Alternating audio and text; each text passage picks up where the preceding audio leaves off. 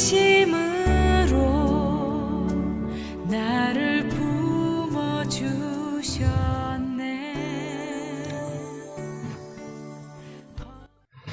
할렐루야.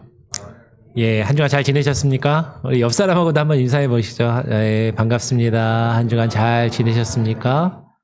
축복하고 또 환영합니다. 함께 이 시간이 되었으니까요. 다 같이 자리에서 일어나셔서 묵도하심으로 우리 주일 예배를 종교개혁 기념 주일 예배로 하나님께 또 올려드리도록 하겠습니다.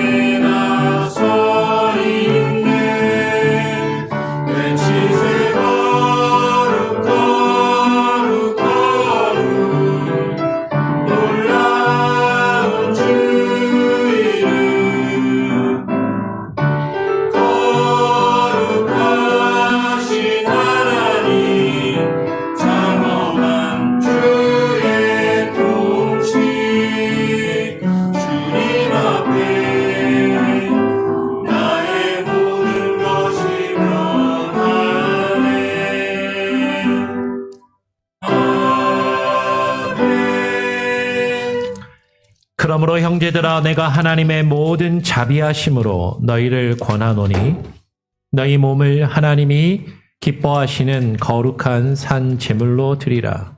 이는 너희가 드릴 영적 예배니라. 너희는 이 세대를 본받지 말고 오직 마음을 새롭게 함으로 변화를 받아 하나님의 선하시고 기뻐하시고 온전하신 뜻이 무엇인지 분별하도록 하라. 아멘. 하나님 아버지, 오늘 우리가 주님 앞에 나와 하나님이 기뻐하시는 거룩한 산 제물로 우리 자신을 주님께 드리며 하나님이 기뻐하시는 영적인 예배를 올려드리기를 원합니다. 오늘 특별히 종교개혁 기념주일을 맞이하여 우리가 하나님 앞에 나와 예배할 때 하나님, 우리가 개혁교회가 시작된 그 본질과 그 시대적인 의미와 사명들을 잊지 않게 하시고 이 시대 가운데 우리가 이 시대를 본받으며 이 혼란한 시대 가운데 시대와 타협하며 살아가는 것이 아니라 세대를 거스르며 세상을 거스르며 하나님의 뜻을 우리가 높이 내걸고 주님의 뜻을 따라 나아가는 하나님의 참된 교회 주의 백성들 되게 하여 주시옵소서. 그 모습으로 주님 앞에 나와 예배하며 주님을 찾기를 소원하오니 하나님, 이 예배가 형식적인 예배로 그치지 않게 하시고 우리의 마음과 뜻을 다하며 하나님을 예배하며 주님을 깊이 만나는 시간, 또 주님의 뜻을 또 우리 마음에 새기며 우리가 또 우리에게 주어진 삶을 살아갈 힘과 또 결심을 얻고 나아가는 귀한 시간이 되게 하여 주시옵소서. 감사하며 예수 그리스도의 이름으로 기도합니다. 아멘. 우리 함께 찬양하죠. 찬송가 336장입니다. 찬송가 336장 함께 찬양하겠습니다. 환난과 비박 중에도 성도는 신앙 지켰네. 이 신앙 생각할 때에 기쁨이 충만하도다. 성도의 신앙 따라서 죽도록 충성하겠네. 억중에 매인 성도나 양심은 자유하겠네. 우리도 고난 받으면 죽어도 영광 되도다. 정도의 신앙 따라서 죽도 죽도록 충성하겠네. 성도의 신앙 본받아 원수도 사랑하겠네. 인자한 언어 행실로 이 신앙 전하리라. 성도의 신앙 따라서 죽도록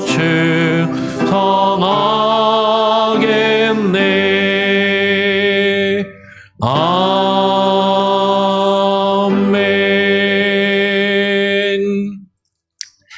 성시교독 104번입니다. 성시교독 104번 종교개혁주의를 같이 함께 교독하도록 하겠습니다. 성시교독 104번 종교개혁주의입니다. 나의 힘이신 여호와여, 내가 주를 사랑하나이다. 여호와는 나의 반석이시요 나의 요새시요 나를 건지시는 이시요 나의 하나님이시요 내가 그 안에 피할 나의 바위시요 나의 방패시요 나의 구원의 뿌리시요 나의 산성이시로다. 예수께서 이르시되 오히려 하나님의 말씀을 듣고 지키는 자가 복이 있느니라 하시니라. 내가 복음을 부끄러워하지 아니하노니 이 복음은 모든 믿는 자에게 구원을 주시는 하나님의 능력이 됨이라. 먼저는 유대인에게요 그리고 헬라인에게로다. 복음에는 하나님의 의가 나타나서 믿음으로 믿음에 이르게 하나니 기록된 바 오직 의인은 믿음으로 말미암아 살리라 함과 같으니라. 너희가 내 말에 거하면 참으로 내 제자가 되고 진리를 알지니 진리가 너희를 자유롭게 하리라. 우리 주 예수 그리스도로 말미암아 우리에게 승리를 주시는 하나님께 감사하노니 그러므로 내 사랑하는 형제들아 견실하며 흔들리지 말고 다 같이 항상 주의 일에 더욱 힘쓰는 자들이 되라. 아멘. 우리 사도신경으로 우리의 신앙을 하나님과 또 사람들 앞에 또 온 세상을 향하여 함께 선포하며 고백하며 나아가도록 하겠습니다. 전능하사 천지를 만드신 하나님 아버지를 내가 믿사오며 그 외아들 우리 주 예수 그리스도를 믿사오니 이는 성령으로 잉태하사 동정녀 마리아에게 나시고 본디오 빌라도에게 고난을 받으사 십자가에 못 박혀 죽으시고 장사한 지 사흘 만에 죽은 자 가운데서 다시 살아나시며 하늘에 오르사 전능하신 하나님 우편에 앉아 계시다가 저리로서 산자와 죽은 자를 심판하러 오시리라. 성령을 믿사오며 거룩한 공예와 성도가 서로 교통하는 것과 죄를 사하여 주시는 것과 몸이 다시 사는 것과 영원히 사는 것을 믿사옵나이다. 아멘. 우리 자리에 앉으셔서 찬송가 한 장 더 찬양하죠. 찬송가 455장입니다. 찬송가 455장 주님의 마음을 본받는 자 함께 찬양하죠.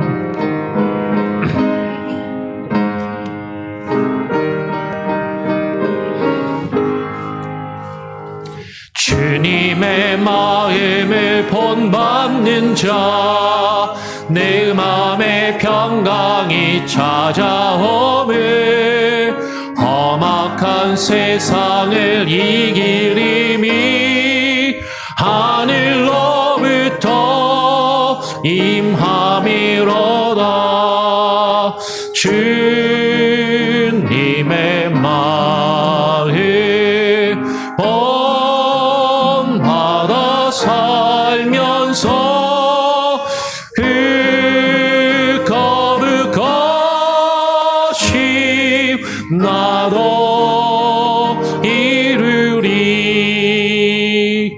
주 모습 내 눈에 안 보이며 그 음성 내 내 귀에 안 들려도 나의 영혼 날마다 주를 만나 신령한 말씀을 배우도다. 주님의 마음 본받아 살면서 그 거룩하신 나도 이루리. 가는 길 거칠고 험하여도 내 맘에 불평이 없어짐을 십자가 고난을 이겨내신 주님의 마음 본받음이라. 주님의 마음 본받아 살면서 그 거룩하신 나도 이루리. 주 예수 세상에 다시 오신 그날엔 무성로 변화하여 주님의 빛나는 그 영상을 다 함께 보며 주 찬양하리.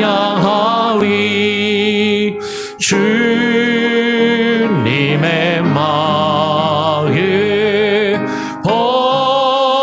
본받아 살면서 그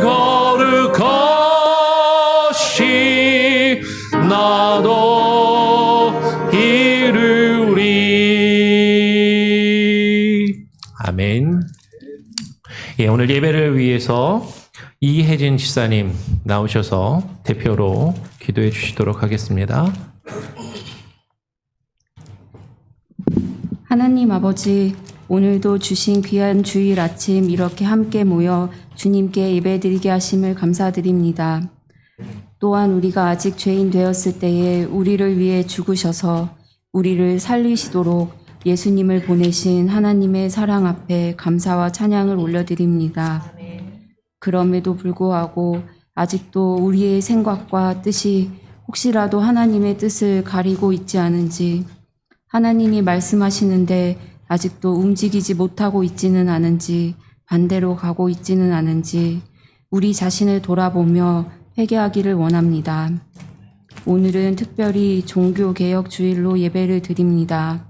아버지의 뜻을 지키기 위해 십자가의 길을 걸어가신 예수님과 그 예수님을 주인으로 고백하는 신앙을 지키기 위해 자신의 모든 삶을 드려야 했던 믿음의 선진들의 길을 걷고 있는지 우리 자신을 돌아보며 회개하는 시간이 되기 원합니다.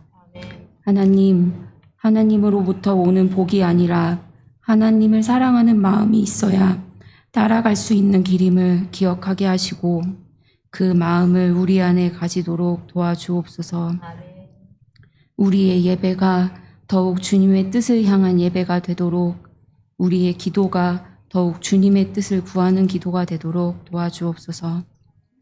오늘 있을 성찬 예식 가운데도 은혜를 더해 주셔서 유일한 길이요 생명이신 예수님의 몸과 살을 나눌 때에 우리 안에 예수 그리스도의 생명이 넘치게 하시고 예수님께 그 생명의 말씀이 있기에 그 말씀을 떠나지 아니하고 그 말씀을 따라 살기로 다시 한번 결단하는 시간 되기를 기도합니다. 아멘. 우리에게 맡겨주신 믿음의 다음 세대인 주일학교, 우리 아이들이 꼭 살아계신 하나님을 만나 그분을 섬기며 세상을 쫓아가지 않고 일평생 말씀의 빛을 따라가는 아이들이 될 수 있도록 멀리 있는 그리고 가까이 있는 우리의 아이들을 도와주옵소서.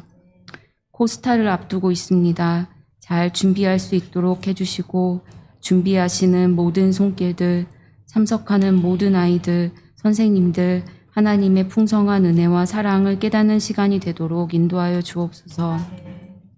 오늘도 말씀을 들고 단위에 서시는 목사님, 말씀을 전하실 때 성령님 함께하여 주시고 모든 사역과 가정을 친히 붙들어 주옵소서. 여러 곳에서 성도 한 분 한 분 맡겨주신 하나님의 일을 감당할 때에 하나님이 함께하시고 친히 모든 일을 주의 뜻 가운데 이루어 가시는 것을 보게 하여 주옵소서. 그리고 우리들에게 맡겨진 삶의 자리에서 때로는 우리의 힘으로 감당하는 것이 지치고 힘들 때에도 하나님의 살아계심과 우리를 향하신 사랑을 의심하지 않는 믿음을 더해 주시고 그 믿음의 주인이시오 믿음을 온전케 하시는 예수님의 이름을 부르며 기도하고 찬양하며 하루하루 살아갈 때에 하나님만이 주실 수 있는 힘으로 우리 성도님 한 분 한 분을 채워 주옵소서. 존귀하신 예수님의 이름으로 기도드립니다.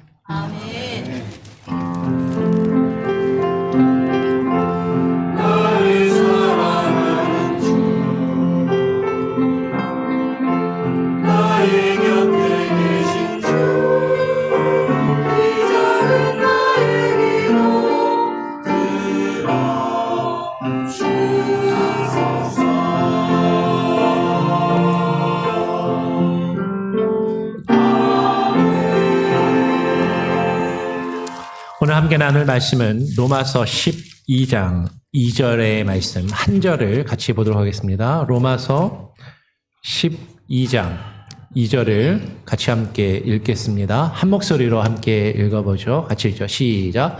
너희는 이 세대를 본받지 말고 오직 마음을 새롭게 함으로 변화를 받아 하나님의 선하시고 기뻐하시고 온전하신 뜻이 무엇인지 분별하도록 하라. 아멘. 우리 찬양대에 찬양으로 같이 함께 찬양할 때 같이 함께 마음으로 찬양하길 원합니다.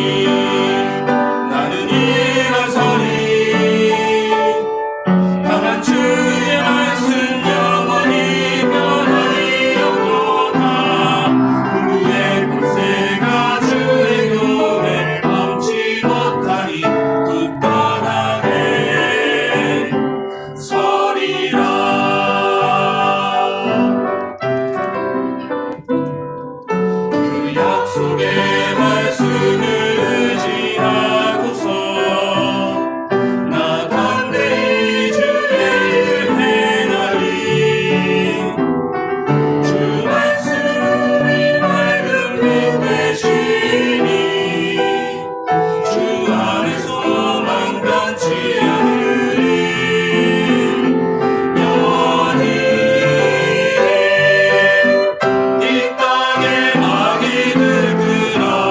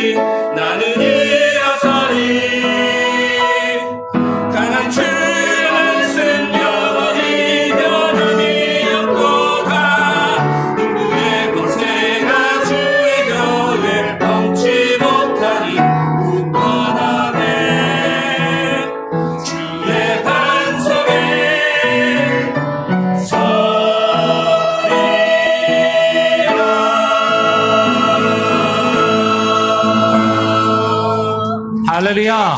아멘. 하나님께 영광의 박수를 올려드리길 원합니다. 예.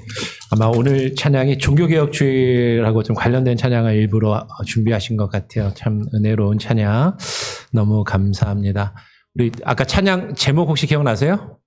굳건히 서리라. 우리 옆 사람 보고 같이 한번 나눠볼까요? 우리 믿음 안에 굳건히 섭시다. 한번. 예. 예. 우리 말씀 위에 굳건히 섭시다. 이렇게 한번 더. 예. 예. 오늘은 종교개혁 기념 주일입니다. 그래서 오늘 성찬식도 있고 오늘은 말씀을 늘 우리가 주일 말씀을 민수기 말씀을 챕터 바이 챕터로 이렇게 계속 한 장씩 살펴보았는데 오늘은 민수기 말씀이 아니라 로마서 12장 2절의 말씀을 가지고 우리가 이 세대를 본받지 말라라는 제목으로 같이 함께 말씀을 함께 나눠보기를 원해요. 제가 이제 우리 교회 온 지 와서 4년째가 됩니다. 만 4년이 이제 거의 되어 갔는데요. 와서 이제 지난 3년 동안 종교개혁 주일이 되면 종교개혁 주일에 대한 말씀을 적게라도 이렇게 간단하게라도 조금씩 나누었기 때문에 이제 우리 교회 성도님들이 얼추 아시겠지만 혹시 그래도 모르시는 분들을 위해서 다시 한번 우리가 정리를 해보면 지금이 며칠이죠? 10월 27일, 오늘 10월 27일인데 10월 31일이 무슨 날이죠? 할로윈데이입니다. 10월 31일이 할로윈데이고 할로윈데이에 이제 많은 사람들이 할로윈 축제를 벌이고 막 아이들은 사탕 받으러 다니고 이렇게 즐기는 그런 날인데 이 할로윈데이는 그러면 우리 교회의 달력을 보면 여러분 집에 가서 한번 잘 보시기 바랍니다. 할로윈데이가 뭐라고 써있냐면 종교개혁 기념일이에요. 종교개혁이 시작된 날이 이 할로윈이고 그 할로윈데이는 10월 31일이지만 그 날 전에 우리가 이 주일을 종교개혁 기념주일로 우리가 같이 예배를 드립니다.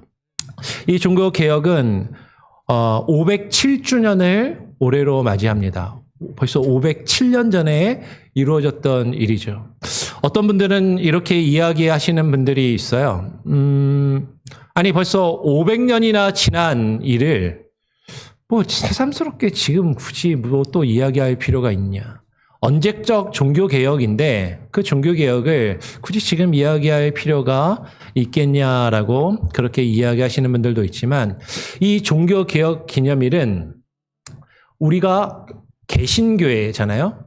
로마 캐톨릭 교회로부터 분리되어 나온 어떤 시발점이 되는 그 어떤 시작점이 되는 그런 날인 것이죠. 그러니까 우리의 정체성이 무엇인지, 우리 개신교회가 어떻게 시작되었는지, 개신교회가 무엇 때문에 무엇을 목적에 두고 어떤 이유에서 어떠한 정신과 가치를 가지고 시작되었는지를 가장 잘 설명해 줄 수 있는 날이기 때문에 우리는 이 날에 대한 의미를 한번 되새겨볼 필요가 있죠. 종교개혁일은 우리 개신교회가 중세 로마 캐톨릭 교회의 그 타락에 대하여 저항하면서 교회를 다시금 개혁하기를 어제 개혁하자라는 목소리를 본격적으로 내고 시작하였던 날인 것입니다. 개신교회, 우리 개신교회인데 개신교회를 영어로 뭐라고 하는지 아시나요? 개신교회? 프로테스탄트 처치라고 하죠. 프로테스탄트 처치. 프로테스트 그러면 뭐죠? 프로테스트. 요새 뭐 얼마 전에 여기 항만에서 막 부두 파업하고 막 그런다고 했을 때 시위 그러면 프로테스트라는 단어를 뉴스에서 우리는 종종 보게 됩니다. 프로테스트라는 말이 요새는 시위, 데모 뭐 이렇게 조금은 뭐 우리에게 부정적인 의미로 다가올지 모르지만 저항이라는 것이죠. 저항의 정신을 가지고 부패한 교회와 타락한 세속 권력에 저항하는 그 의미에서 이제 그 저항을 시작한 교회이고 그 저항을 통해서 시작된 교회를 또 다른 말로 뭐라고 이야기하기도 하냐면 Reformed Church라고도 합니다. 개혁을 이루고 개혁한 교회라는 그런 의미죠. 우리 장로교회를 보통 리포엄드 처치, 그러니까 개혁교회를 장로교회뿐만 아니라 종교개혁을 이룬 교회들을 넓게는 리포엄드 처치라고 보지만 요새는 좁은 의미에서 리포엄드 처치라고 그러면 보통 장로교회를 이야기하는 경우가 많아요. 그만큼 장로교회는 리포엄드라는 것을 강조하고 리포메이션, 개혁, 이것을 강조하는 교회인 것이죠. 장로교 신학을 칼빈의 영향을 많이 받아서 칼빈주의다, 칼빈 신학이다라고 그렇게 이야기하는 경우도 있지만 장로교 신학을 사실은 칼빈 신학보다는 리포엄드 티올로지, 리폼드 신학, 개혁 신학이라는 그런 표현을 더 많이 쓰는 것이죠.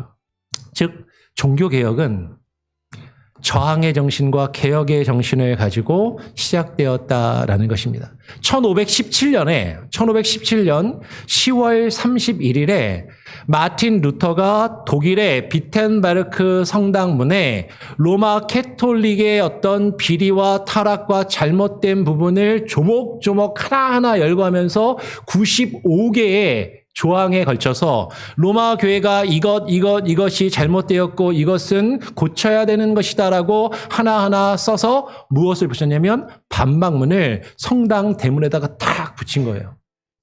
그러니까 요새 말로 하면 요새도 아니죠. 조금 한 20-30년 시대의 표현을 하면 대자보를 붙인 겁니다. 벽보를 딱 붙인 것이고 요새는 벽보 같은 거 잘 안 붙이죠. 요새는 쉽게 말하면 뭐 온라인 같은 데다가 이제 무슨 글 같은 거를 올린 것이죠. 그게 그 시대 사람들에게 엄청난 파급적인 효과를 일으키게 되어서 종교 개혁이 시작되었어요.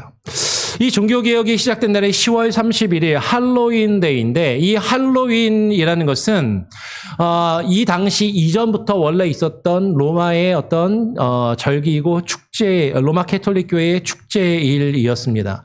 이 할로윈은 로마 캐톨릭에서 만성절, All Saints Day라고 하거나 All Hallows Day라고 하는 그런 날의 전야. 이브날이에요. 그러니까 말일 성일 혹은 만성일이라고 하는 All Saints Day는 11월 1일인데 11월 1일의 그 전날인 10월 31일 그 밤에 이브날 이 만성일을 All Saints Day를 기념하기 위해서 사람들이 막 모여서 축제를 벌이고 파티를 벌이고 수많은 행사들이 이루어졌던 그 날이 이제 할로윈의 전통으로 지금 남아 있다라는 것이죠. 우리 크리스마스 이브가 언제죠? 12월 24일이잖아요. 성탄절은 25일인데 25일 성탄절이 아니라 그 전날 저녁에 막 모여서 파티도 하고 행사도 하고 그랬던 그러는 것처럼 이 할로우스 데이, All Hallows Day의 그 전날 저녁 이브날 모여서 행사를 한 게 그 할로우스 이브가 할로윈이 된 것이죠. 할로우스 이브날이 할로윈이 된 것이고 이날에 마틴 루터는 하나님의 말씀과 신앙의 번질에서 벗어나 타락한 그 교회의 개혁을 주장하는 그 반박문을 교회 문에다가 딱 써서 붙인 것이에요. 이 할로윈은 어떤 날이었냐면 죽은 성인들, 말 그대로 세인트, 우리가 보통 말하는 성도의 개념이 아니라 로마 캐톨릭 교회에서 성인이라고 축성이 된 성인의 자기를 얻은 사람들에게 기도하는 날이었어요. 그 성인들은 신앙이 아주 좋은 사람들이었고 신앙이 좋은 사람들이 죽어서 그 성인들에게 기도하면 그 기도를 그 성인들이 우리를 대신해서 하나님께 기도해주고 그러면 그 기도가 더 잘 이루어질 것이라고 생각하면서 성인들에게 기도하고 성인들을 놓고 미사하던 그런 날. 그러면서 어떤 것들을 기도했냐면 죽은 성인들에게 기도하면서 죽은 자신의 가족들을 위해서. 로마 천주교의 어떤 교리는 어떤 게 있죠? 연옥의 교리가 있잖아요. 죽으면 바로 천국이나 지옥에 가는 게 아니라 연옥이라는 곳에 일단 가서 그곳에서 천국 갈 사람과 지옥 갈 사람이 정해지는데 연옥에 간 나의 가족들 중에 죄 짓고 간 사람들이 지옥에 가지 않도록 그 죄의 용서함을 받고 그들이 천국에 갈 수 있기를 바라면서 무엇을 이제 천주교회는 그 죽은 사람들을 위해서 기도하고 죽은 사람들을 위해서 미사하는 그런 예식을 행하였는데 그 죽은 사람들이 천국에 갈 수 있도록 하나님께 모도 많이 드리면 헌금도 드리면 그러면 죽은 사람들이 영원히 천국에 갈 수 있다라고 중세시대 때 막 가르쳤었다라는 거죠. 그러면서 그것을 이제 헌금을 유도하기 위해서 중세 교회가 타락한 교회가 면제부라는 것을 만들어서 팔기 시작했습니다. 오늘날도 성당에 가면 면제부를 실제로 있긴 있어요. 예전처럼 그렇게 막 팔진 않지만 중세 교회 때는 이 면제부를 파는데 이 면제부가 언제 가장 많이 팔렸냐면 아까 이야기한 것처럼 죽은 사람에게 죽은 사람을 위해서 기도하는 이날 면제부가 가장 많이 팔렸다라는 것이죠.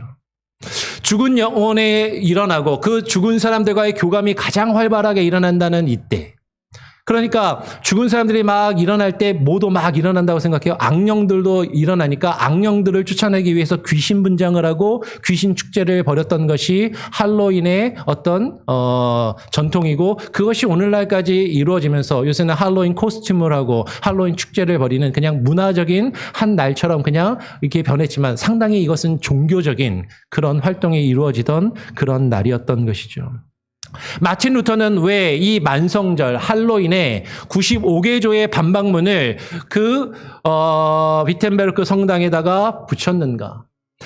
중세교회의 가장 타락한 모습이 극심하게 많은 사람들이 모여서 할로윈의 축제를 벌이면서 죽은 사람에게 죽은 사람을 위하여 기도하고 그리고 나의 죄를 용서받고 내 죽은 나의 가족들 중에 잘못한 사람이 혹시라도 지옥에 안 가고 천국에 갈 수 있기를 바라면서 면제부를 사고 면제부를 팔던 그 일이 가장 극심하게 이루어지던 그날 교회가 이래서는 안 되겠다.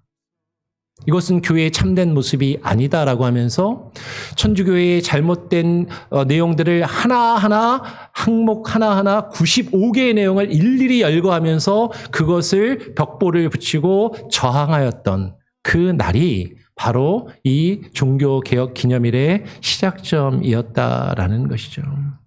마틴 루터는 교회가 하나님의 말씀과 신앙의 본질에서 벗어나서 타락한 모습, 그 타락한 교회를 이제 우리가 회복하고 다시 새롭게 변화를 일으켜야 한다라는 그 교회의 개혁을 주장하기 시작했다라는 것이에요. 하나님의 말씀과 신앙의 본질에서 벗어난 중세 교회가 타락했던 그 타락상의 모습은 구체적으로 어떠했는가 하는 것이죠. 유럽의 역사를 너무나도 긴 수백 년의 역사를 그냥 짧게 요약을 하면 그러면 이제 예수님 이후에 로마 제국이 기독교를 국교로 받아들이면서 기독교는 로마 제국에서 국교화가 되어서 황금 시기를 겪습니다. 이게 불과 한 400~500년 정도 가다가 이제 로마 제국이 동서 로마 제국으로 분열이 되고 서로마 제국이 신성 로마 제국이라는 이름으로 로마 바티칸을 중심으로 서방 교황이 그 권위를 쭉 이어오다가 우리가 역사 시간에 배웠던 것처럼 뭐 게르만족이 대이동을 하고 유럽의 그 로마 제국이 무너지면서 각각의 지역별로 민족주의가 일어나고 그 민족의 토착 세력들이 자신들의 어떤 나라를 봉건 군주가 되어서 봉건 사회를 이루면서 그것으로 하나의 어떤 왕조를 왕국을 이루는 그러니까 유럽이 로마라는 하나의 제국이었는데 그것이 다 쪼개지고 각각의 요새 우리가 보는 유럽의 여러 나라들이 있는 것처럼 막 쪼개지기 시작을 했어요. 그러면서 교회는 로마 제국에 있을 때 엄청난 힘과 엄청난 권세를 누리던 교회의 힘은 어떻게 됐을까요? 점점 줄어들고 이제 약화될 수밖에 없었겠죠. 그러면서 교회는 중세 교회는 그 교회가 점점 약해지는 그 힘을 어떻게든 유지하려고 하였고 그 유럽의 여러 봉건 제후들이 나라를 세우고 여러 국가들을 세우면서 자신들이 나라를 세우는 것에 정당성을 부여하고 그 힘을 모으려고 했던 그 제후들은 어떻게 하면 이 힘을 모아서 나라를 더 굳건하게 세울 수 있을까 하면서 벌어졌던 일이 십자군 전쟁인 것이죠. 십자군 전쟁을 천년경에 기원 후 천년경에 십자군 전쟁이 일어나면서 이 유럽의 그 제후들은 자신들의 왕권을 자신들의 힘을 더욱더 강하게 만들고 세우기 위해서 이제 예루살렘을 이슬람 교도들에게 빼앗긴 그 오스만 제국에 빼앗긴 예루살렘을 회복해야 된다라고 하면서 십자군 원정을 보내게 되고 아까 이야기한 것처럼 로마 제국이 무너진 이후에 교회의 힘을 점점 약화됐던 교회는 그 교회의 어떤 힘과 교회의 기득권을 어떻게든 지키고 유지하기 위해서 그 세력들과 유착을 하죠. 그러면서 그곳에 사상적인 신학적인 배경을 제공을 하면서 그 전쟁을 십자군 전쟁을 200년 가까이 200년 이상 그 십자군 전쟁을 계속해서 진행을 하게 됩니다. 그러니까 전쟁을 통해서 내부의 갈등을 외부로 돌리고 지금 다스리는 사람들이 자신들의 어떤 힘과 어떤 그 권한을 많은 사람들로부터 인정을 받고 그 자신들의 어떤 통치권과 그 힘을 계속해서 더 굳건하게 세워가기 위해서 이 전쟁이라는 것을 이용을 했고 그 가운데 교회는 그것에 함께 그들의 하는 행위들을 정당화해주고 그것을 함께 비유를 맞추는 그 일들이 이루어졌다라는 거죠. 이렇게 십자군 전쟁이 200년 이상 지나고 그 100년 전쟁을 겪으면서 유럽 사회가 계속해서 서로 그 안에서 갈등하고 분열하는 아주 혼란한 시대 가운데 교회는 그 교회가 가지고 있었던 힘과 그것을 유지하기 위해서 그 토착 세력들과 이제 결탁을 하고 그 세력을 비호하면서 교회를 인정받기를 교회가 계속해서 유지되기를 힘쓰던 시대가 수백 년간 지속이 되었습니다. 그 과정을 통해서 교황과 더불어서 사제들, 캐톨릭의 신부들은 유럽 사회의 어떤 기득권 계층으로 자리매김을 하게 되죠. 오늘날 마치 귀족과도 같은 그 당시에 귀족들도 있었지만 귀족의 버금가는 귀족을 능가하는 어떤 특권 계층으로 자리매김을 하면서 엄청난 부와 권력을 축적하고 부패하고 타락해 갔다라는 것이에요. 교황은 세속적이며 정치적인 그 세력들에게 자신의 영향력을 계속해서 행사하고 유지하려고 하였고 세속왕의 그 즉위나 그 정치적인 상황에 계속해서 영향력을 행사하면서 교회와 정치가 결탁을 하고 수많은 일들을 함께 벌이는 그런 일들을 행하게 됩니다. 교황 밑에 있었던 그 주교들, 각 지역의 봉건 군주들과 주교들이 결탁을 하여서 그 주교들을 중심으로 사제들은 그 봉건 군주들이 하는 일들을 막 비호하고 그들의 권위를 세워주면서 교회의 어떤 사제들의 권위를 인정받고 그것을 유지하면서 엄청난 부를 축적하고 그 세속적인 권력들을 행사하면서 부패하기 시작하는 것이죠. 그러면서 이 중세시대의 특징은 상업이 발달하면서 장사를 막 하고 무역을 하면서 갑자기 좀 못 살던 사람들이 상인들이 비천한 신분인 사람들이 돈을 많이 벌게 되는 일들이 벌어진 거죠. 요새 말로 하면 졸부들이 막 생기는 거예요. 돈을 많이 버니까 자신의 신분이 낮은데 사회적인 신분이 낮은데 자신의 신분을 높이기 위해서 그 돈을 가지고 어떻게 하냐면 성직을 돈으로 주고 사고 파는 그런 일들을 행하는 일들이 실제로 만연하게 되고 물론 교황청은 그것을 금하였지만 그런 일들은 실제로 주교들과 각각의 지역 교회 안에서 그런 일들이 실제로 많이 이루어지면서 성직을 매매하는 일들이 이루어졌다라는 것이죠. 교황과 사제들은 교회 안에서 하나님의 말씀을 가르치며 진리를 선포하는 그 일들보다도 하나님의 말씀을 가르치고 선포하는 일들보다도 성직자라는 어떤 특권 기득층을 형성하여서 자신이 가지고 있는 부나 권력이나 힘과 지위를 유지하는 데 힘썼고 하나님의 말씀의 참된 진리와 가치를 지키며 그것을 가르치는 데는 크게 관심이 없었다라는 것이에요. 그러면서 이 시대는요, 매우 혼란한 시기였습니다. 아까 말씀드린 것처럼 오늘날에 비할 바는 아니지만 그 당시에 엄청난 변화들이 일어났던 시기인 것이죠. 이 중세시대의 특징은 아까 말씀드린 것처럼 상업이 발달했습니다. 제조업이 점점 생겨나기 시작하고 돈이 화폐가 막 유통이 되고 그것을 통해서 돈을 많이 버는 사람들이 생겨나는 것이죠. 그러면서 사람들 사이에는 물질주의가 점점점 커가게 되고 물질의 가치로 모든 것을 평가하고 물질에 의해서 모든 사람들의 삶이 지배되는 그런 일들이 점점 더 커져갔었어요. 근데 오늘날도 마찬가지죠. 그리고 이 상업사회의 영향으로 계속해서 교회도 무엇에 집중하냐면 재산을 형성하고 부를 축적하는 데 집중하고 외적인 예배의 형식과 문화적인 성장에만 더 관심을 기울이게 되었다라는 것이죠. 이 당시에 역사 시간에 여러분 들었던 어떤 일들이 일어나냐면 이제 신성 로마 제국이 멸망하고 이 중세 시대에 들어서면서 르네상스라는 것이 일어났는데 이 르네상스의 핵심은 뭐죠? 고대 시대에 그리스 로마 문명의 그 찬란한 문화를 다시 한번 회복하자라고 하는 그런 일들이 이루어지면서 수많은 예술품들이 수많은 건축물과 조각과 미술품들을 만들고 그런 예술적인 활동들이 이루어지던 그런 시기였다라는 것이죠. 근데 교회도 그것에 발맞추어서 엄청나게 화려하고 의리의리한 건물들을 짓고 그 건물들의 사람들을 불러 모으고 그 건물들의 벽을 멋있는 예술 작품들, 조각들로 장식을 하고 미술품들로 채워 놓습니다. 그것이 성화가 되고 그것이 성조각이 되고 교회의 수많은 창문들을 스테인 글라스로 화려하게 장식을 하고 많은 사람들이 그 예배당에 탁 들어오기만 하면 야, 이곳이 뭔가 대단한 기운이 있나 보다.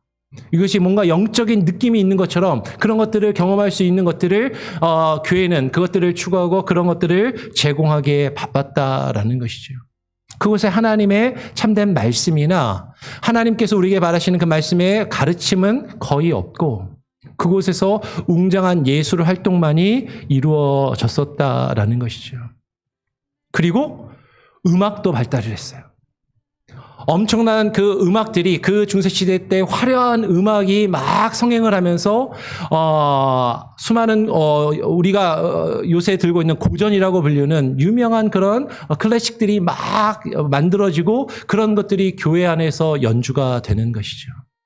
그러니까 사람들은 교회에 와서 무엇을 보냐면 하나님의 말씀을 들으러 하나님을 예배하기 위해서 나온다기보다는 교회에 와서 화려한 미술 작품과 음악을 듣고 그리고 예술적인 작품과 감상을 보고 문화적인 활동을 즐기면서 그것 안에서 자신들의 만족과 기쁨을 추구하고 누리던 그런 모습들로 가득했었다라는 것이죠.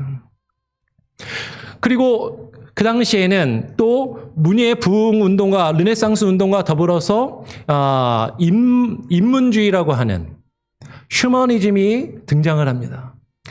그 이전까지는 신본주의적인 것에서 신에게 관심을 가지던 것을 사람에게 관심을 갖고 사람의 어떤 마음이나 사람의 어떤 가치나 철학에 더 집중하게 되는 인본주의 사상이 발전을 하게 되죠. 이 휴머니즘이라는 단어가 인본주의라고 번역이 되기도 하고 인문주의라고 번역이 되기도 하는데, 그러니까 신이 아니라 신에게 관심을 갖는 것이 아니라 사람에게 관심을 가지면서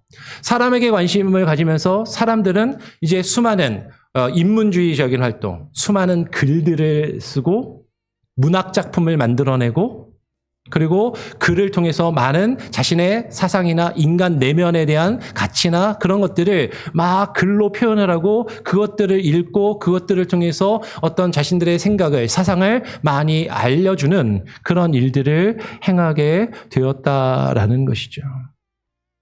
중세시대의 이런 급격한 변화는 교회로 하여금 이런 급격한 변화 가운데 그 변화를 교회도 따라가면서 물질주의적인 가치를 따르면서 교회가 부를 축적하고 엄청나게 크고 웅장한 건물을 짓고 그 안에 화려한 예술 작품들로 채워 넣으며 음악의 화려한 것들로 채우면서 세상의 그 모습을 따라가면서 교회도 세상과 같은 모습으로 타락해갖고 변질되어져 갔었던 것이죠.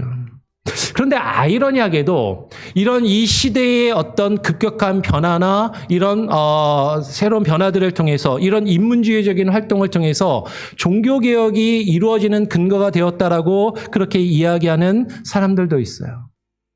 왜냐하면 어떤 교황을 중심으로 한 절대 권위가 아니라 어떤 인간의 내면을 고민하면서 스스로 생각하고 고민하는 그런 일들. 수많은 책들이 기록되면서 어떤 신학의 책들이 또 기록이 되고 그것을 통해서 수많은 정보들을 주고받는 그런 일들이 가능해진 시대가 되었기 때문에 종교개혁이 실제로 가능할 수 있었다라고 그렇게 이야기를 하기도 하죠. 이때 우리가 잘 아는 것처럼 비텐베르크의 인쇄술이 발달하면서 그 전까지는 책이라는 것은 특별한 계층의 사람들만, 귀족의 계층들의 사람들만 가지고 있을 수 있었던 특별한 것이었는데 이 시대부터 책을 대량으로 찍어내고 인쇄를 하면서 많은 사람들이 정보를 주고받고 그리고 그 정보를 통해서 많은 가치를 습득하고 변화를 꾀할 수 있는 그런 시대가 열렸다라는 거죠. 이것은 어떻게 보면 교회를 타락하게 만드는 그런 원인이기도 했지만 또 어떻게 보면 교회가 변화를 꾀할 수 있는 하나의 수단과 도구로도 사용되었다라는 것이 아까 이야기했던 것처럼 루터가 종교개혁을 일으킬 때 95개조의 반박문을 찍어서 이제 벽에다 붙였는데 그게 수일 만에 전 유럽에 퍼지게 되었습니다. 어떻게? 인쇄술의 발달로 그것이 쫙 퍼지게 된 것이죠. 그리고 루터나 종교개혁자들이 교회가 개혁해야 된다라는 어떤 그 내용들을 글로 써서 그것을 책으로 만들고 그것을 전하는 그런 것이 가능하게 되었다라는 것이죠. 교회가 이렇게 타락하였을 때 종교개혁자들, 마틴 루터나 존 칼비가 같은 개혁자들이요, 그 교회가 본래의 모습을 회복하며 우리가 하나님께로 돌아가야 된다, 말씀으로 돌아가야 된다라고 하면서 종교개혁자들이 외쳤던 내용들이 있어요. 어떤 이들은 5가지를 이야기하기도 하는데 그 5가지 중에 핵심적인 3가지만 이야기를 하면 첫 번째, 오직 성경으로, 솔라 스크립투라. 오직 성경만이 우리의 신앙의 절대적인 기준이며 가치가 된다라는 것이죠. 교황이나 교회의 전통이나 어떤 다른 것이 아니라 오직 하나님의 말씀만이 우리의 신앙과 믿음의 절대적인 가치요 기준이 되어야 한다라고 종교개혁자들은 부르짖었다라는 것이죠. 그리고 두 번째, 오직 은혜로, 솔라 그라티아. 세 번째, 오직 믿음으로, 솔라 피데. 구원은 예전에 중세교회는요, 하나님의 말씀을 듣고 믿고 그 말씀에 순종하는 것이 아니라 로마 캐톨릭 교회가 행하였던 그 화려한 건물에서 행해지는 미사의 의식, 천주교에서 이야기하는 7가지의 성례의 예식을 통해서 그 구원을 얻을 수 있다라고 이야기하고 성직자들을 통해서 그 구원이 주어진다라고 이야기했지만 구원은 교회의 미사의 의식이나 어떤 예배의 의식이나 종교적인 활동을 통해서 성직자들이 그들을 통해서 주어지는 것이 아니라 오직 하나님의 은혜로 주어지는 것이고 그것은 오직 믿음으로 주어지는 것임을 종교개혁자들이 주장하고 성경이 말하고 있는 바가 이것이다라고 오직 성경의 가르침은 이것이라고 주장하기 시작한 것이죠. 그러면서 오직 믿음으로 의롭다 하심을 얻는다. 이게 약간 어려운 말로 뭐라 그러죠? 이신칭의. 오직 믿음으로 의롭다 하심을 얻는다라는 것을 강조하게 됩니다. 여러분, 중세 시대의 종교개혁을 이 종교개혁으로 시작된 개신교회, 이 개신교회는 이 중세의 타락한 교회에 저항하면서 교회가 정말로 다시 돌아가야 되고 회복해야 될 그 모습이 무엇인지를 주장하는 것에서 시작되었다라는 것이죠. 그런데 오늘날 교회의 모습이 어떠한가 하는 것이에요. 아까 이야기했던 그 중세시대의 그 혼란한 모습들이 오늘날에도 동일하게 있는 것 같지 않습니까? 오늘날처럼 물질 만능주의의 시대가 어디에 있어요? 오늘날처럼 수많은 사람들이 하나님과 신에 대하여 관심을 갖기보다도 인간에 대해서, 내 삶에 대해서, 내 가족에 대해서만 집중하며 이기주의적이고 개인주의적이고 나의 삶을 어떻게 하면 더 풍요롭게 할 수 있을까? 그것을 추구하면서 수많은 예술활동과 문화활동과 어떤 활동들을 통해서 나의 만족과 기쁨을 추구하고 그러면서 수많은 정보들을 인터넷을 통해서 삽시간에 그것들이 전달되면서 이 세상의 가치관이 혼란하고 무엇이 참이고 거짓인지 분별할 수 없는 그 시대. 이것이 중세시대의 모습이었고, 아니 오늘날 우리들이 살아가고 있는 모습과도 사실 거의 같은 모습이다라는 것이죠.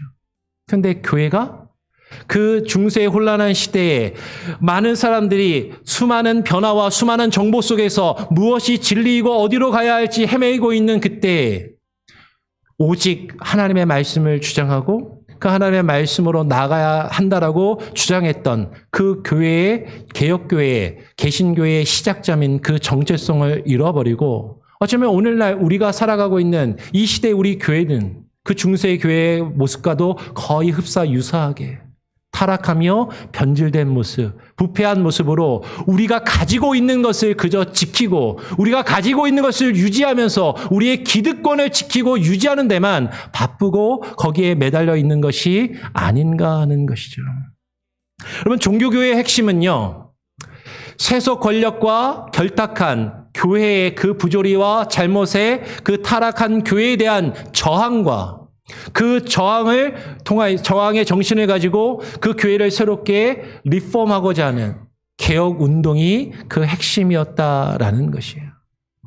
중세의 교회는 자신들이 가진 부와 권력과 기득권을 유지하며 그것을 유지하기 위해서 세속의 권력과 결탁하여서 세속의 권력을 비호하고 그들의 잘못을 지적하지 않고 그들이 하는 것 중에 아무리 잘못되었어도 그것이 교회가 가지고 있는 것을 지키는 데 유리하다면 그것을 선택하고 그것을 비호하는 그런 모습을 중세교회는 가지고 있었다라는 것이죠.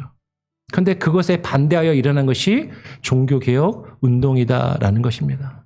루터가 종교개혁을 일으키기 100년 전부터 이 종교개혁의 움직임은 사실 서서히 시작되고 있었어요.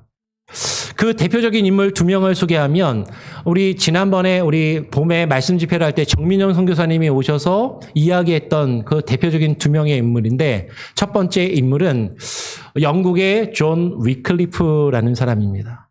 교황과 사제들의 그 기득권에 저항하여서 교회의 권위는 오직 어디에 있다? 하나님의 말씀에 있다라는 것을 강조하면서 교황이 가지고 있는 그 특권과 기득권을 해체하기 위해서는 성도들이 하나님의 말씀을 스스로 읽을 수 있어야 된다. 그래서 일반 성도들이 일상에 사용되는 언어로, 그 당시에는 성경이 오직 라틴어로만 기록되어 있었는데 일반 사람들이 평상시에 사용하는 언어로 성경을 번역하는 일을 제일 처음 시작한 사람이 영국의 존 위클리프라는 사람인 것이죠. 이 사람의 이름을 따서 위클리프 선교회라는 것이 지금도 있고 그 위클리프 선교회 부총재를 지내신 분이 올해 봄에 와서 우리 교회 말씀 집회를 하셨던 거죠. 그 정민현 선교사님이. 이 위클리프가 처음으로 성경을 일반 사람들이 사용하는 언어로 번역을 한 것이죠. 종교개혁자들은요, 그 성경을 하나님의 말씀을 모든 사람들이 스스로 읽고 그 말씀으로 돌아가야 한다라고 주장을 했습니다. 루터 역시도 그 종교개혁을 일으키면서 가장 먼저 했던 것이 성경을 독일어로 번역하기 시작했던 것이죠. 근데 이 일이 어떻게 가능할 수 있었냐면 그 당시에 인문학이 왕성하고 인쇄술이 발달하면서 그 기술적인 어떤 혜택에 의해서 이것들을 이룰 수가 있게 되었다라는 것이에요. 여러분, 오늘날도 한번 생각해 보시면 인터넷이 발달하면서 인터넷을 통해서 수많은 정보들이 오고 가고 수많은 이상한 내용들이, 우리가 신뢰할 수 없는 수많은 가치관들이 이 세상을 오염시키는 수단으로 인터넷이 사용되고 있는 것도 사실인데, 근데 그것을 통해서 어떤 우리가 전해야 될 그 가치들을 또 전달할 수 있는 어떤 도구로 사용될 수도 있는 그런 모습을 볼 수 있다라는 것이죠. 이 위클리프가 루터가 종교개혁을 일으키기 100년 전에 이 성경 번역 운동을 일으키면서 번역을 시작하고 그 위클리프의 영향을 받은 보헤미안의 얀 후스라는 사람이 교황과 교회의 잘못된 건의에 항거하고 저항하는 운동을 일으키게 됩니다. 정민 선교사님이 그때 오셔서도 말씀하시지만 그 얀 후스의 동상 얘기를 하면서 그 얀 후스가 결국에는 교회에 저항하다가 어떻게 돼요? 화형을 당해요. 불태움을 당하는 거죠. 이것은 그냥 저항만 한 것이 아니라 그 저항의 정신을 가지고 교회를 변혁시키기 위한 운동을 하다가 결국에는 기득권 세력을 가지고 있었던 교회와 세속 권력에 의해서 화형을 당하는 그러한 일들을 겪게 됐다라는 것이죠. 이와 같은 존 위클리프와 얀 후스의 영향을 받은 종교 개혁자들은 이제 루터를 시발점으로 해서 그 교회, 타락한 교회와 어떤 그 기득권 세력에 대하여 저항 운동을 하기 시작하였다라는 것이죠. 아까 이야기한 것처럼 마틴 루터가 교황청을 향해서 교황청이 중세교회가 잘못한 95개조의 반박문을 써붙인, 요새 우리에게 익숙한 표현으로 하면 대자보를 써붙이고 프로테스탄트 시위를 벌이는 거죠. 바뀌어야 된다. 우리가 회복해야 돼야 한다라고 운동을 일으키게 되었다라는 것이죠. 이 루터의 이 운동이 그 급속도로 유럽 사회를 변화시킬 수 있었던 것은 그 인문주의의 영향과 배경과 인쇄술의 발달과 기술적인 발달이나 이런 것을 통해서 사실 종교개혁이 실제로 이루어질 수 있게 되었다라는 것이에요. 그리고 마틴 루터보다 조금 더 후대에 존 칼빈이라는 사람이 종교개혁을 이어받으면서 기독교 강요라는 것을 쓰게 됐습니다. 기독교 강요라는 책이 이제 나중에 중보가 되면 이거보다 한 2-3배 이상 두꺼워지게 되는데 기독교 강요의 초판이거든요. 기독교 강요를 칼빈이 쓰면서 초판을 보면 이 앞부분에 서문이 있는데 이 서문에 제가 이렇게 표시를 해놨는데 67페이지까지의 내용이 프랑스 국왕에 대한 헌사가 기록되어 있어요. 프랑스 국왕에 대한 헌사인데 이름은 그 내용은 서론이 헌사인데 내용을 하나하나 읽어보니까 무슨 내용이냐면 프랑스 국왕 당신 그러면 안 됩니다. 교회랑 결탁해서 그렇게 교회가 잘못된 방향으로 나가도록 당신이 비호하고 그렇게 해서는 안 됩니다. 라고 하면서 헌사라는 이름으로 돌려가기를 하는 거죠. 그러면서 그 저항하는 그 저항의 정신을 이 기독교 강요의 앞부분에서 엄청나게 기록을 하고 있다라는 것이에요. 초판에서. 루터와 칼빈 이후에도 수많은 종교 개혁자들이 타락한 교회와 세속 권력에 저항하다가 피를 흘렸고 순교를 하였던 것이죠. 여러분, 종교 개혁은 타락한 교회에 대하여 그 세속 권력에 대하여 저항하고 교회와 세상을 하나님의 말씀으로 회복하며 새롭게 변화시키기를 꿈꾸고 그것을 실천하는 운동이 종교 개혁이었다라는 것이에요. 아까 말씀드린 대로 개신교회가 영어로 뭐라고요? 프로테스탄트. 근데 그 개신교회를 보통 리폼드 처치라고 말한다라고 말씀을 드렸습니다. 근데 이 리폼드 처치라고 할 때 리폼드가 완료형이라고 그렇게 이제 이해하는 경우들도 있는데, 여러분, 리폼드라고 해서 그 개혁은 끝난 것이 아니라 그 개혁은 현재 진행형이 되어야 한다라는 것이죠. 리폼드 처치의 리포메이션은 리폼드 해서 완료된 것이 아니라 리포밍 처치가 되어야 하는 것이에요. 오늘날 개신교회는 저항의 정신과 개혁의 정신을 잃어버리고 중세시대 그 타락한 교회와 마찬가지로 교회가 지금 가지고 있고 누리고 있는 것들을 지키며 그것들을 유지하기 위해서 이 세상의 권력이나 이 세상의 문화나 이 세상의 가치와 타협하며 그것을 따라가고 있지는 아니한가 하는 것이죠.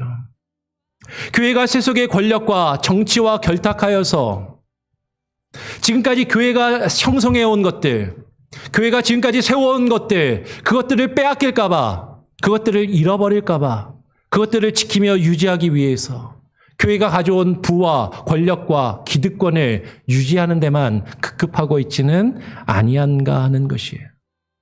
그러면서 교회가 이 세상의 권력이나 이 세상의 세속의 심과 문화가 잘못된 길로 나아갈 때 그것에 대하여 비판적인 시각으로 저항하지 아니하고 비호하며 눈을 감고 그것들을 오히려 정당화해 주는 그런 모습을 취하고 있지 아니한가 하는 것이죠. 여러분, 참된 보수는요. 참된 보수 신앙은 교회가 지금까지 가지고 있는 교회의 기득권을 지키며 유지하는 것이 참된 보수적인 신앙이 아닙니다. 진정한 보수적인 신앙은 말씀의 진리와 그 진리의 가치를 지키며 보수하는 신앙이 진정한 보수적인 신앙이다라는 것이죠. 오직 하나님의 말씀의 권위, 말씀으로 다시 되돌아가야 한다라는 것. 그리고 그 말씀으로 우리가 이 시대를, 이 세상을, 이 세상의 문화와 이 세상의 가치를 거스르며 저항하고 그 하나님의 말씀으로 이 세상을 새롭게 변화시키기 위해서 교회가 먼저 변화되어야 하고 교회가 늘 새롭게 변화되어야 한다라고 그것을 주장하며 그 가치를 지키는 것이 바로 개혁교회, 개신교회의 정신이고 가치라는 것이에요. 우리가 읽었던 본문의 말씀을 우리 다시 한번 같이 읽어보면서 오늘 말씀을 한번 정리하기를 원합니다. 우리 한번 로마서 12장 2절의 말씀을 한 목소리로 같이 한번 읽어보죠. 로마서 12장 2절입니다. 같이 한번 읽어볼까요? 시작. 너희는 이 세대를 본받지 말고 오직 마음을 새롭게 함으로 변화를 받아 하나님의 선하시고 기뻐하시고 온전하신 뜻이 무엇인지 분별하도록 하라. 우리는 이 시대를 따라가며 이 시대에 순응하며 살아가기 쉬운 연약한 인간들이죠. 그것이 인본주의이고. 그런데 하나님은 우리에게 말씀하십니다. 이 인간 중심적이고 다원주의적인 이 시대 가운데 동성애와 다원주의와 수많은 물질주의와 개인주의와 이기주의가 팽배한 이 시대를 본받지 말고 오직 마음을 새롭게 함으로 하나님의 말씀으로 이 세대에 저항하며 우리의 마음을 새롭게 함으로 우리의 마음을 개혁하고 우리의 마음을 리폼하고 우리의 마음이 변화를 받아 하나님의 말씀과 그 뜻으로 세상을 변화시키는 교회. 그것을 위해서 우리는 먼저 우리 스스로 변화되어야 하는 것이죠. 세상의 가치를 따라가며 순응하는 것이 아니라 저항하고 개혁하며 변화를 꿈꾸고 그것을 위해서 우리가 힘쓰는 우리의 삶과 우리의 교회의 모습을 회복할 수 있기를, 아니 잃어버리지 않기를 간절히 바라고 또 여러분에게 당부의 말씀을 드립니다. 아멘. 말씀에 이어서 바로 우리가 성찬의 예식을 가질 건데요. 여러분, 종교개혁 전에는요, 로마 캐톨릭 교회는 성찬식을 할 때 사제들만 잔을 받을 수 있었어요. 일반 성도들은 그 성체만 받아 먹을 수 있었습니다. 종교개혁을 통해서 이 성찬의 예식을 온전히 우리가 이루며 캐톨릭 교회가 가지고 있었던 7가지의 성례, 7성례를 우리는 다 그것을 통해서 구원을 얻는 것이 아니라 하나님께서 우리에게 약속하신 세례와 성찬의 예식, 이 2가지만을 받아들이며 이 성찬의 예식을 통해서 하나님을 예배하고 하나님의 말씀을 또 기념하는 그 시간을 갖기를 원합니다. 찬송가 229장을 한번 같이 부르면서요. 우리 장로님들 나오셔서 성찬식을 좀 준비해 주시고요. 그리고 성찬식을 이어서 가질 수 있도록 그렇게 하겠습니다. 우리 같이 한번 불러보죠. 아무 흠도 없고 거룩하신 아무 흠도 없고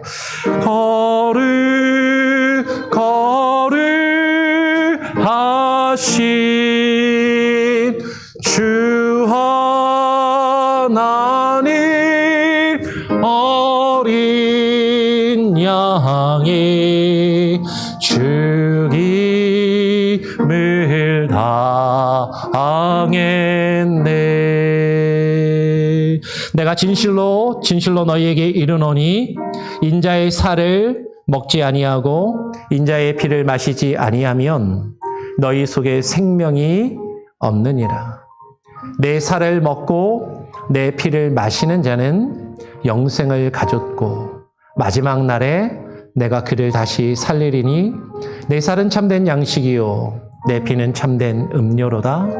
내 살을 먹고 내 피를 마시는 자는 내 안에 거하고 나도 그의 안에 거한다라고 말씀하셨습니다. 아까도 말씀을 드린 것처럼 종교개혁 이전에는요, 주님의 살은 먹어도 피는 마시지 못하였는데 주님의 살과 피를 우리가 먹고 마셔야만 한다라는 것이죠.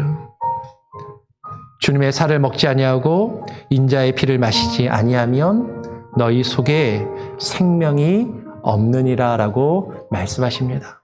오늘 이 성찬의 예식을 통해서 우리가 주님의 살과 피를 온전히 먹고 마시는 그 하나님의 말씀의 뜻을 깨닫고 기억하며 그 말씀으로 돌아가기를 사모하는 마음으로 우리가 같이 성찬의 예식을 시작하도록 하겠습니다.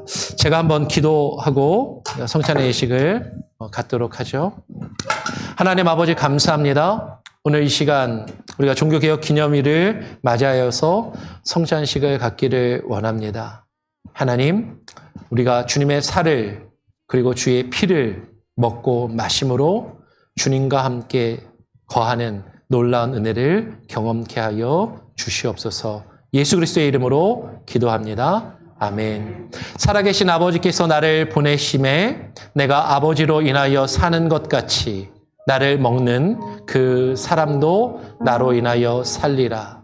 이것은 하늘로서 내려온 떡이니 조상들이 먹고도 죽은 것과 같이 아니하여 이 떡을 먹는 자는 영원히 살리라 말씀하셨습니다.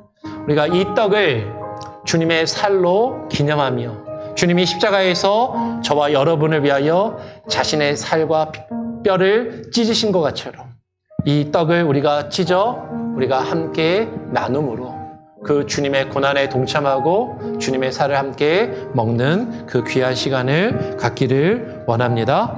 아멘. 말씀을 한 군데만 더 보죠.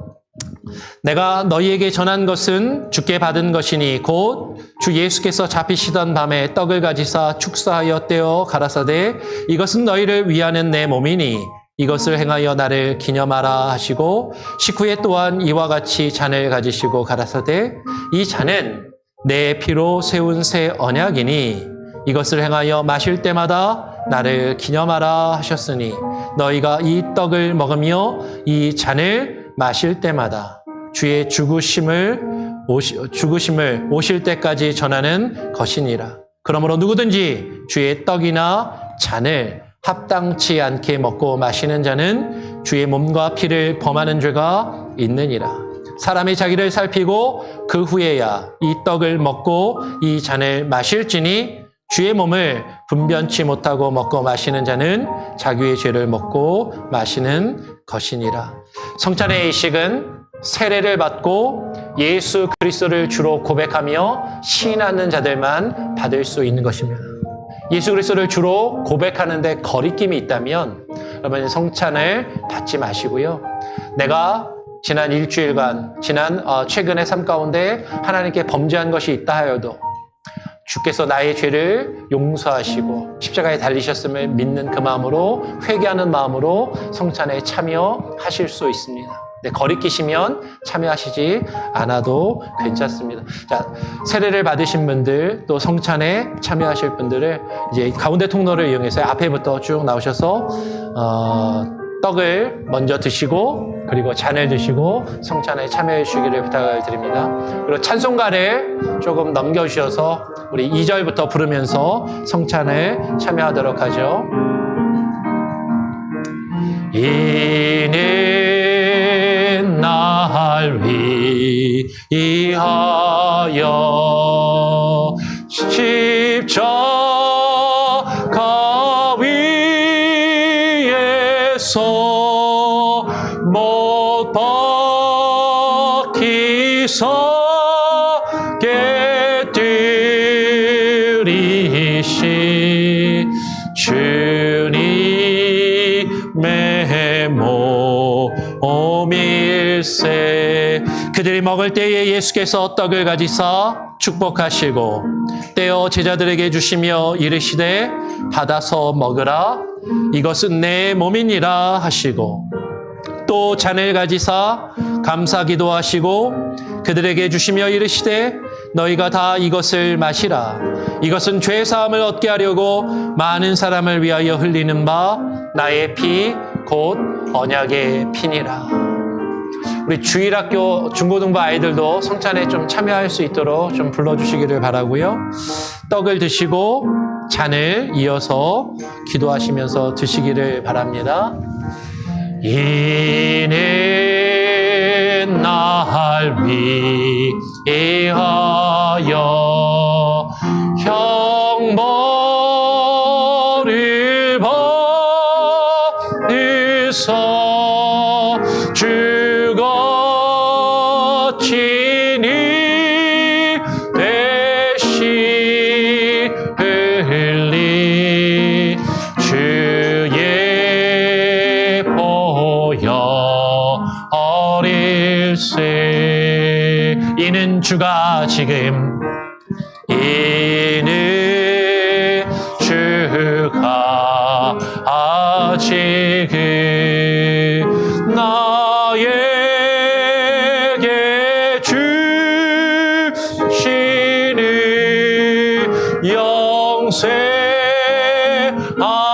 영생하는 양식이요 마시는 자 아닐세. 우리 중고등부 학생들도 경건한 마음으로 기도하는 마음으로 기도하시고 주님의 떡을 먼저 먹고요. 그 다음에 잔을 주스잔을 마시길 바랍니다. 기도하고 기도하는 마음으로 드시길 바라요. 주님의 몸과 주님의 피를 먹고 마심으로 우리가 주와 함께 연합하고 주와 함께 하나가 되며 주님이 우리에게 주시는 그 참된 구원을 누리고 경험하며 살아가게 하여 주시옵소서. 그렇게 기도하며 드시기를 바랍니다.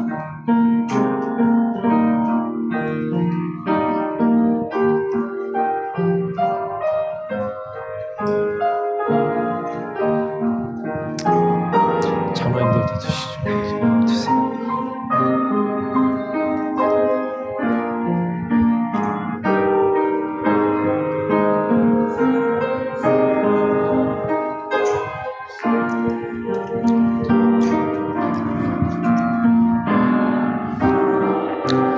떡과 잔을 받기를 원하시는데 받지 못하신 분 계십니까?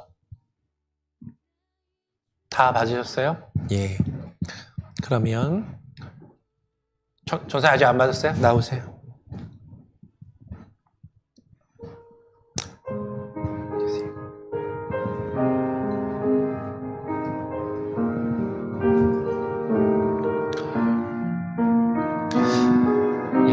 떡과 잔을 받기를 원하시는데 못 받으신 분이 혹시 또 있으십니까? 예, 우리 마지막 5절 부르면서 성찬을 정리하도록 하죠. 미사모 오하는 떠나셨던 주님 속히 세상 올 때 한가히 하했겠네. 한 번 더 기도합니다. 하나님 아버지 감사합니다. 오늘 성찬의 예식을 우리가 함께 드리며 주님의 살과 피를 먹고 마셨습니다. 종교개혁의 그 정신을 우리가 잊지 않게 하시고 이 시대에 저항하며 우리 교회가 날마다 부패하지 않고 새로워지기를 힘쓰며 교회뿐만 아니라 세상을 변화시키는 놀라운 능력을 가지는 교회가 될 수 있도록 주님 우리와 함께하여 주시옵소서. 감사하며 예수 그리스도의 이름으로 기도합니다. 아멘. 찬송가 586장을 우리 부르면서 여러분 드린 예물을 하나님께 봉헌하는 시간을 갖도록 하죠. 586장입니다. 1절, 4절, 2절만 부르겠습니다.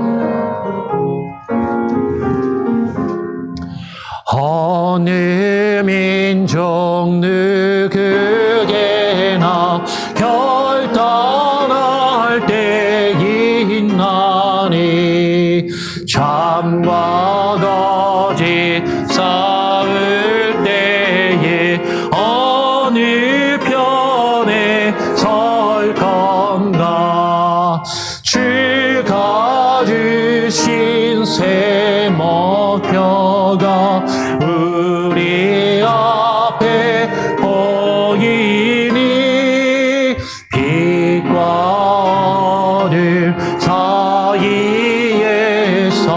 선택하며 살리 4절입니다. 악이 비록 성하여도 진리 더욱 강하다. 진리 따라 살아갈 때 어려움도 당하리. 우리 가는 그 앞길에 어두운 장막 덮쳐도 영원히 함께 계셔 항상 지켜주시리. 아멘. 예, 봉헌 기도는 축도와 같이 하도록 하고 먼저 광고 말씀을 드리겠습니다. 마태복음 25장 운동 여러분 기억해 주시고 여러분 함께 심써 주시고요. 우리 교회가 또 우리 사회를 변화시키고 영향력을 끼치는 교회가 될 수 있도록 심써 주시길 바랍니다. 새벽 예배와 수요 예배도 기억해 주시고 많이 참여해 주시고요. 오늘 종교개혁 기념주일 예배로 드렸습니다. 예배를 마치고 나면 유스 코스타를 위한 펀드레이징이 있습니다. 오늘 교회에서 준비한 식사는 마지막 주일이라서 없고요. 중고등부 학부모들이 준비한 음식과 다과들이 있습니다. 오늘은 음식을 그냥 드시면 안 되고 사서 드셔야 됩니다. 그래서 좀 많이 펀드레이징에 동참해 주시고 함께 참여해 주시기를 그렇게 부탁을 드리겠습니다. 그리고 다음 주에 야외 예배가 있는데요. 야외 예배는 윈드 크릭 스테이트 파크에서 있게 됩니다. 제가 주중에 정확하게 우리가 모일 그 쉘터가 있는 장소를 핀포인트 해가지고 링크를 보내드리겠습니다. 그렇게 찾아오시면 되고요. 오시면 입장권을 내는 그 입구에서 그냥 직진해서 쭉 들어오시면 등대 비슷하게 생긴 게 있는데 등대가 아니라고 그러더라고요. 하여튼 거기까지 그냥 쭉 오시면 그 앞에 주차장이 있고 그렇게 들어오시면 되는데 입구에서 들어오실 때 한인교회 코리안 처치 모임에 왔다라고 말씀을 하시고 들어오시길 바랍니다. 그래서 사전에 가서 선발대가 그 앞에 입구에서 이야기가 잘 되면 입장료를 내지 않고 그냥 들어오실 수 있도록 그렇게 하려고 할 텐데 혹시라도 한국교회 모임에 왔다, 코리안 처치에서 왔다 그래도 돈을 내라라고 혹시 그 앞에서 이야기하려면 일단 내세요. 내시고 그리고 이제 나중에 구역별로 이렇게 좀 정산을 해가지고 돌려드릴 수 있도록 그렇게 한번 하도록 하겠습니다. 그래서 교회에서 입장료는 5불씩이 있는데요. 지원해드리도록 하고 11시에 동일하게 예배를 드립니다. 그래서 예배를 잘 제대로 드리기 위해서는 제가 볼 때는 그래도 10시 반까지는 오셔서 좀 인사도 나누시고 교제하시다가 11시에 예배가 시작될 수 있도록 10시 반까지는 오시면 좋겠고요. 정확히 교회에서 1시간 거리에 있습니다. 그러니까 집에서 10시 반까지 오려면 9시 반 전에는 출발을 해야 되겠죠. 그러면 9시 반 전에 좀 출발하시고 선발 때는 그거보다 좀 일찍 출발을 해야 됩니다. 그래서 한 8시나 8시 전에 7시 반이나 8시쯤 그 전에는 선발대가 출발을 해서 가서 좀 세팅도 하고 예배를 드려야 되기 때문에 선발대로 좀 같이 하실 수 있는 분들 남성교회 중심으로 해서 교회에 좀 일찍 7시 반, 한 8시 전에 교회 와서 물건들을 싣고 좀 가주시면 좋겠습니다. 나머지는 예전에 우리 늘 하던 대로 각 구역별로 반찬이나 그런 것들 준비하시고 교회에서는 고기와 음료, 물, 요 정도, 밥, 그렇게 제공을 해드립니다. 기억해 주시길 바라고요. 유스 코스타가 11월 27일부터 30일, 토요일까지, 수요일부터 토요일까지 3박 4일인가요? 있게 돼요.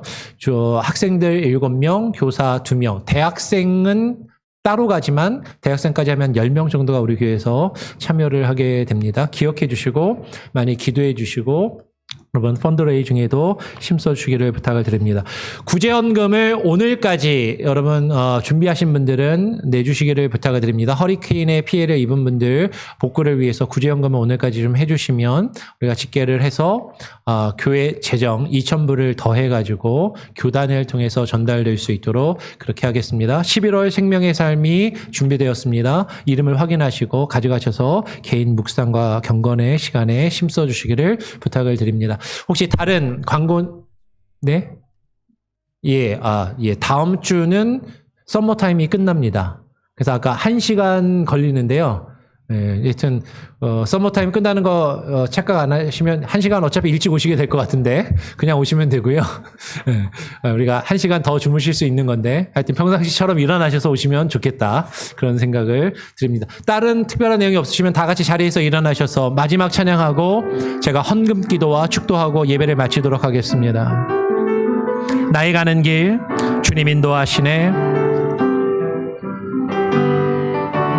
나의 가는 길 주님 인도하시네.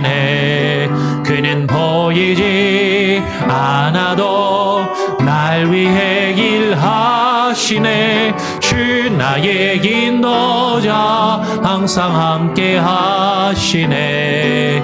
사랑과 힘 베푸시며 인도하시네. 인도하시네. 나의 가는 길, 나의 가는 길 주님 인도하시네. 그는 보이지 않아도 날 위해 일하시네. 주 나의 인도자 항상 함께 하시네. 사랑과 이 베푸시며 인도하시네. 인도하시네. 광야의 길을 만드시고 날 인도해. 사막의 강 만드신 거 보라. 하늘과 땅 면에도 주의 말씀 영원히 내 삶 속에 새 일을 행하리. 나의 가는 길 주님 인도하시네. 그는 보이지 않아도 날 위해 일하시네. 주 나의 인도자 항상 함께 하시네. 사랑과 이 베푸시며 인도하시네. 인도하시네. 하나님 아버지 감사합니다. 오늘 주님 앞에 나와 예배드리며 귀한 예물을 드리는 성도들의 예물을 기뻐 받아 주시옵소서. 또한 하나님, 우리 성도들이 드리는 이 귀한 예물을 통하여 하나님, 우리 교회가 세상에 주의 복음을 증거하며 세상에 선한 영향력을 행사하는데 귀하게 사용되며 열매 맺게 하여 주시옵소서.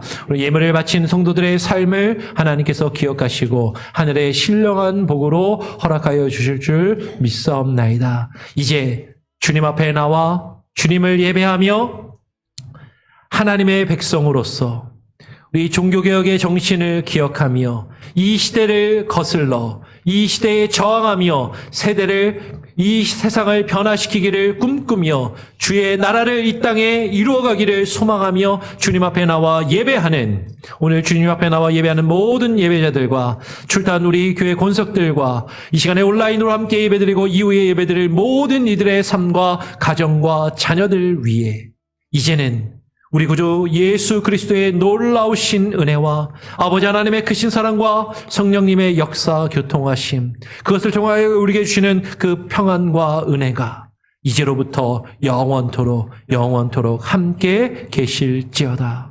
아멘.